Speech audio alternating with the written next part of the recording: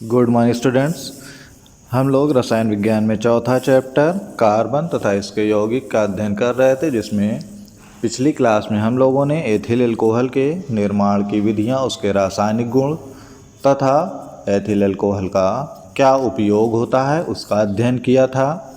आज अगला कार्बनिक यौगिक है एसिटिक अम्ल, या जिसे इंटरनेशनल सिस्टम के हिसाब से एथेनोइक अम्ल कहा जाता है, जिसका अणु सूत्र होता है CH3COOH।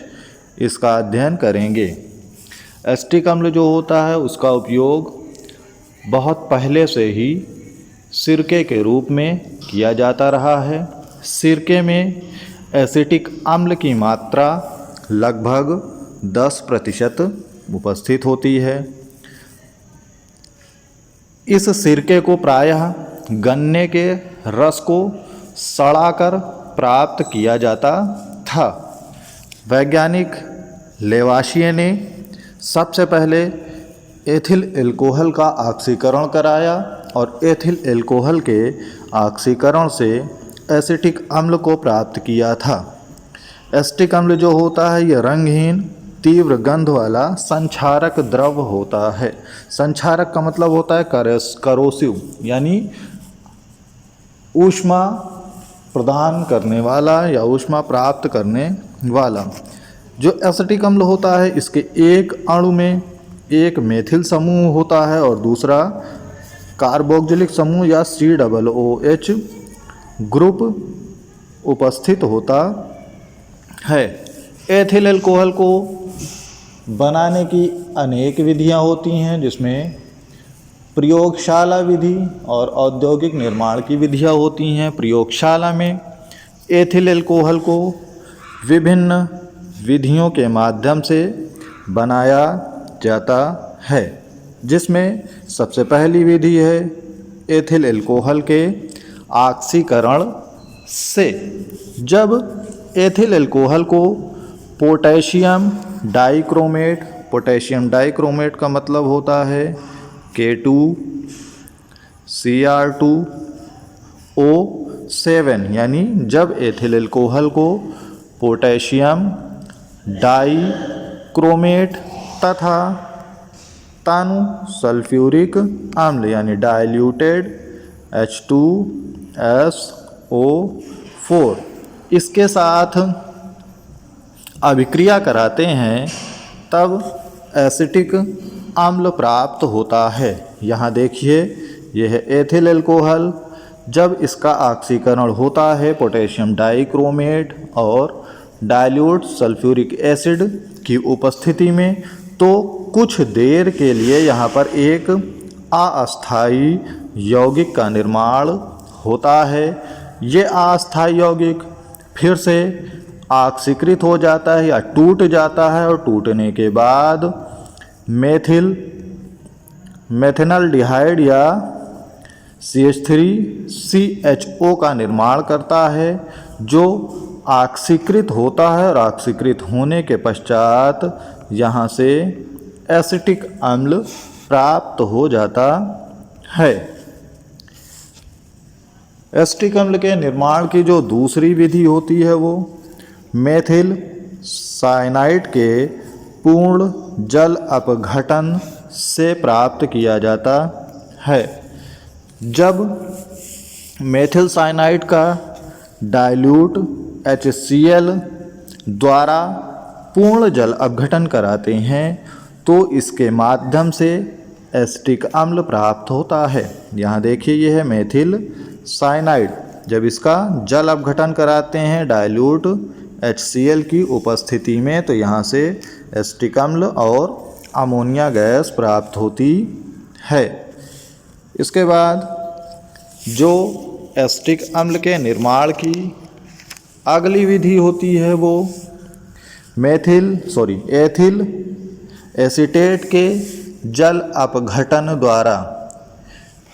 एथिल एसीटेट का जब जल अपघटन कराते हैं, तो एथिल एसीटेट का जल अपघटन कराने पर एसिटिक अम्ल और एथिल अल्कोहल प्राप्त होता है। तो इस प्रकार से एसिटिक अम्ल के निर्माण की कई विधियां होती हैं जिनके माध्यम से एसिटिक अम्ल का प्रयोगशाला में निर्माण किया जाता है या इसे बनाया जाता है।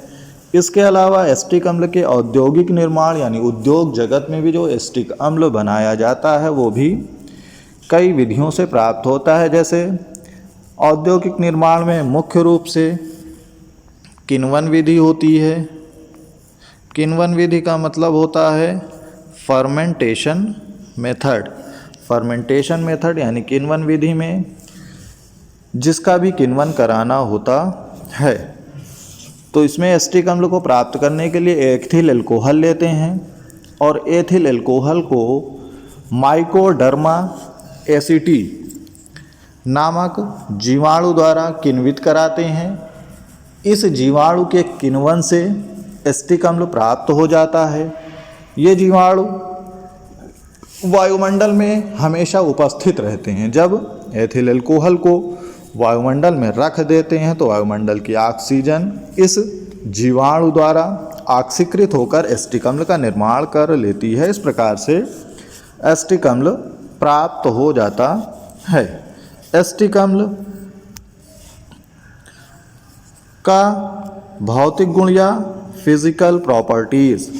एसिटिक अम्ल जो होता है वो रंगहीन होता है, यानी इसका कोई भी रंग नहीं होता। जिस प्रकार से पानी का कोई विशेष रंग नहीं होता, वो रंगहीन होता है, उसी प्रकार से एसिटिक अम्ल भी रंगहीन होता है। इसकी गंध जो होती है वो सिरके जैसी होती है और ये करोजिव लिक्विड होता है या संक्षारक द्रव होता है।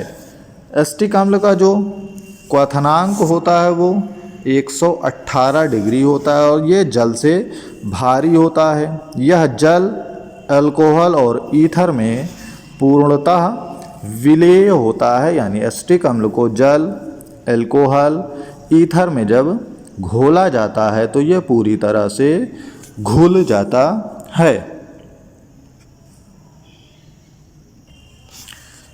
एथिल अल्कोहल का रासायनिक गुण या केमिकल प्रॉपर्टीज़, यानी एथिल अल्कोहल किसी भी अन्य रासायनिक पदार्थ से क्रिया करके किन पदार्थों का निर्माण करता है।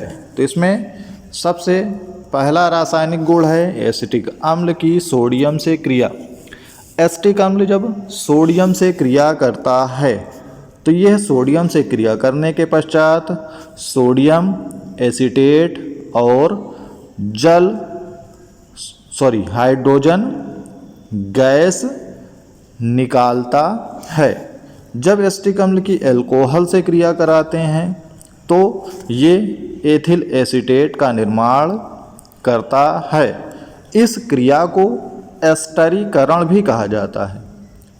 जब एथिल अल्कोहल के रासायनिक गुण पढ़ रहे थे तो उसमें एस्टरीकरण बताया गया था कि किसी भी प्रकार के अल्कोहल की जब एसिटिक अम्ल से क्रिया कराते हैं तो वहाँ से एस्टर प्राप्त होता है और इस प्रकार की अभिक्रिया को एस्टरीकरण कहा जाता है।